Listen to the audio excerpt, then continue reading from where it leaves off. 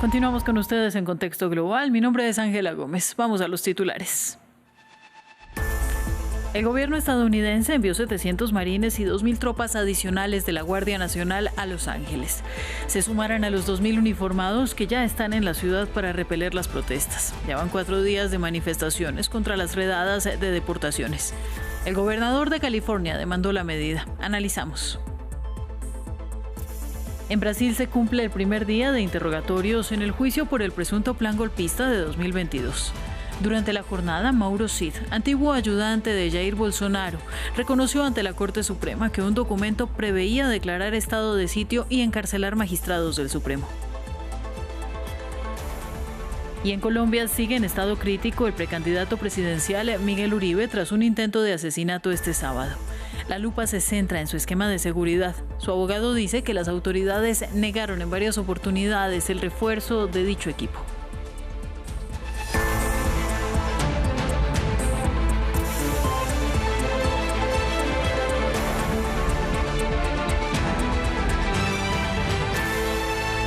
Comenzamos. El ejército estadounidense desplegará temporalmente unos 700 marines, previsiblemente junto a 2.000 unidades de la Guardia Nacional, sumadas a las 2.000 que ya hacen presencia en Los Ángeles tras 4 días de protestas contra las redadas del ICE para deportar migrantes.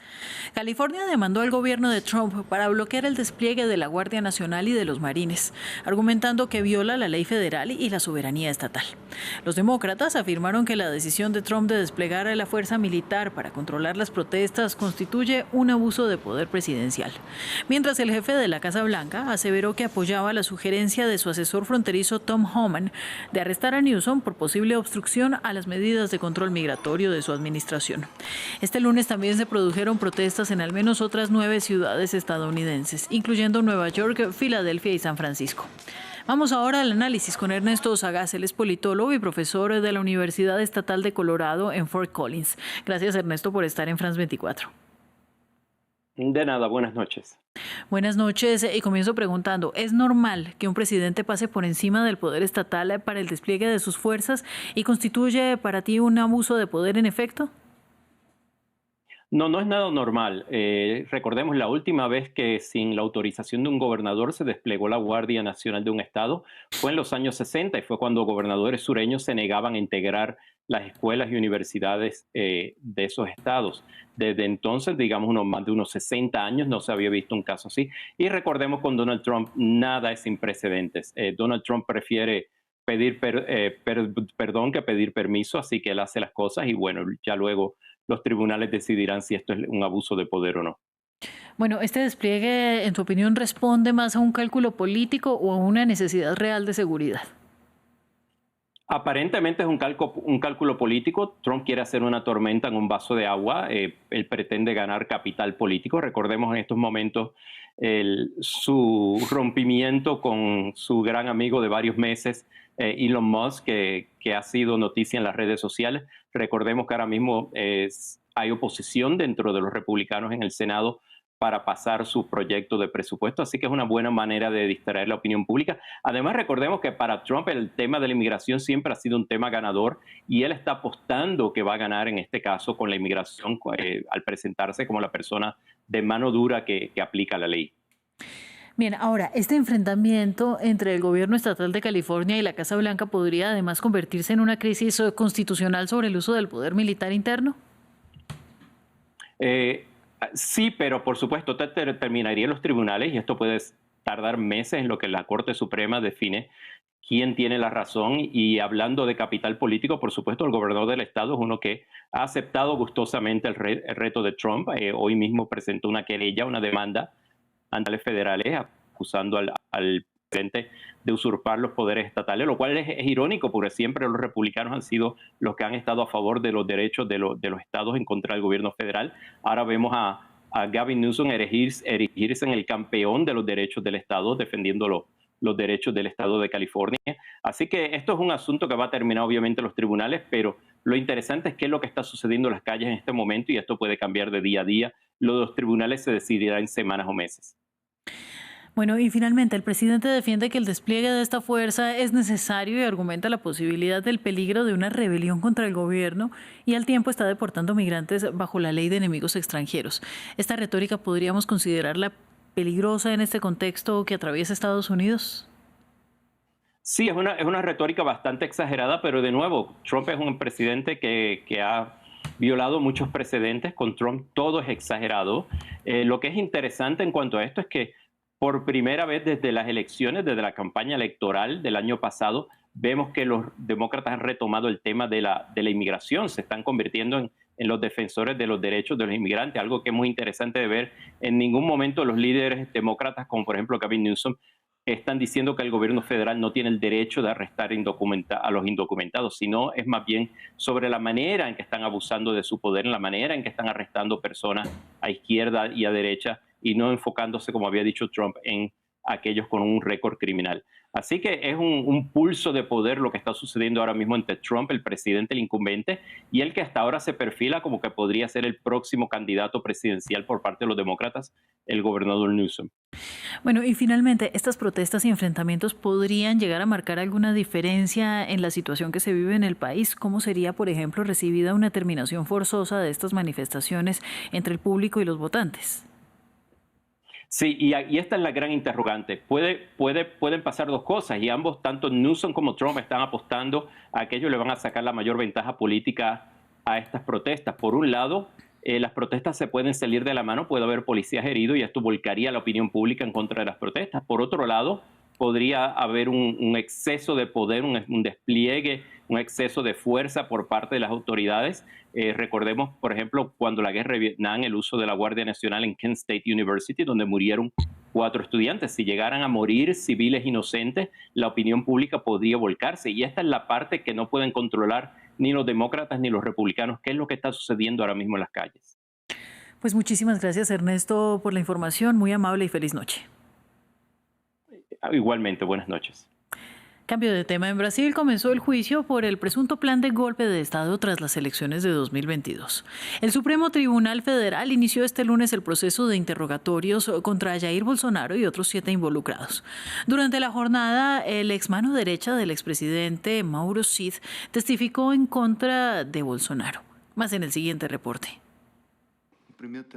Jair Bolsonaro, un amante del fútbol, ya tiene un gol en contra. En la primera sesión de interrogatorios del juicio sobre el presunto plan golpista, su mano derecha, Mauro Cid, indicó que el ahora exmandatario leyó y hasta editó un documento que detallaba el plan para evitar que el ganador de las elecciones, Luis Inácio Lula da Silva, tomara posesión de su cargo como presidente.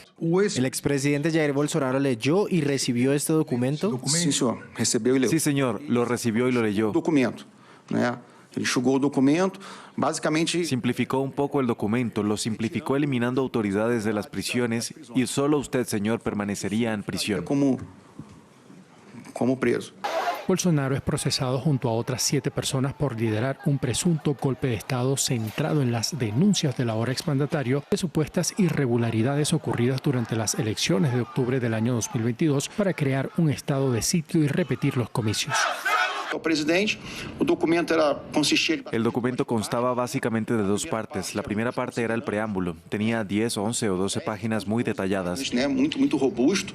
No segunda parte entraba numa área de... La segunda parte se adentraba en un ámbito más legal, discutiendo el estado de defensa, el estado de sitio, la detención de las autoridades y la creación de un consejo electoral para rehacer las elecciones. Para refazer as eleições. Alexandre de Moraes lidera el proceso. En 2023 ya declaró a Bolsonaro inelegible por 8 años por propagar información falsa sobre el sistema de urnas electrónicas vigente en Brasil. Entre los interrogados que asistirán esta semana estarán el exministro de Justicia Anderson Torres, el exministro de Defensa Paulo Sérgio Nogueira y el exjefe de gabinete Walter Braga Neto. En Colombia, la salud del senador y precandidato presidencial Miguel Uribe sigue siendo crítica luego de haber recibido 3 disparos el pasado sábado. Su abogado dijo que presentó una denuncia penal contra el director de la Unidad Nacional de Protección, la agencia encargada de su seguridad, pues sostiene que hicieron 23 solicitudes para reforzar su esquema de seguridad y nada ocurrió. El presidente Gustavo Petro dijo que el día del ataque el personal de protección del político fue extrañamente reducido. Andrés Mesa Muñoz nos cuenta. Y vamos a apoyar el campo para generar... ¿Qué pasó con la seguridad de Miguel Uribe? Es una de las grandes preguntas sobre el atentado que sufrió el aspirante a la presidencia a plena luz del día el pasado sábado. El propio presidente Gustavo Petro cuestionó la reducción del personal encargado de proteger al también senador. Por mi parte, debo informar que el esquema de protección del senador Uribe fue disminuido extrañamente el día del atentado, de 7 a 3 personas. Pedí en el Consejo de Seguridad la máxima profundidad en la investigación de este hecho. El abogado de Uribe pidió a la Fiscalía que se investigue también si la Unidad Nacional de Protección, la entidad estatal encargada de protegerlo, lo dejó indefenso. Y denunciaron como un acto de negligencia el rechazo a las solicitudes con las que intentaban mejorar sus condiciones de seguridad, teniendo en cuenta que se había convertido en un precandidato presidencial de la oposición. Que como abogado del senador Miguel Uribe y candidato presidencial y de su familia, presentamos una denuncia penal contra el director de la UNP. Esto conforme a que durante el 2025 hicimos más de 23 solicitudes de reforzamiento de protección. La última se presentó el 5 de junio del presente año. Mientras las investigaciones continúan, Miguel Uribe lucha por su vida en un hospital de Bogotá, como dijo su padre a través de un reciente comunicado. El reporte médico emitido hoy indicaba que había tenido una escasa respuesta a las cirugías a las que fue sometido y que su condición seguía siendo de máxima gravedad. Vamos ahora con información de la guerra en Ucrania. Rusia lanza otro gran ataque con drones, impactando Kiev y dañando una sala de maternidad en el puerto sureño de Odessa. Una represalia por ataques del gobierno de Volodymyr Zelensky. Más temprano, la Autoridad de Aviación Civil de Rusia señaló que detuvo temporalmente todos los vuelos de los 4 principales aeropuertos de Moscú. Esto luego que se reportara un nuevo ataque ucraniano sobre territorio ruso. Agencias de noticias señalaron que las baterías antiaéreas derribaron al menos 76 drones en diferentes puntos de esa nación. Y en otras noticias, África. Centenares de personas protestaron este lunes para condenar la muerte del bloguero Albert Ojwang. Él murió en víspera estando bajo custodia policial. Fue arrestado por supuestamente publicar noticias falsas sobre un miembro de las fuerzas de seguridad. Pero los manifestantes alegan que el gobierno quiere callar a quienes usan las redes sociales para denunciar hechos de corrupción. Informa Marta Moya. Una marcha empañada por gases lacrimógenos en Kenia. Este lunes, centenares de personas se congregaron en la capital, Nairobi, para protestar por la muerte del bloguero Albert Ojwang bajo custodia policial. Hallado sin vida el domingo tras ser arrestado 2 días antes en Homma, a 400 kilómetros de Nairobi. Según las fuerzas de seguridad, el joven fue detenido por una publicación falsa en redes sociales y, según dicen fuentes oficiales, habría muerto al golpearse la cabeza con la pared de la celda. Una versión que no convence a movimientos opositores.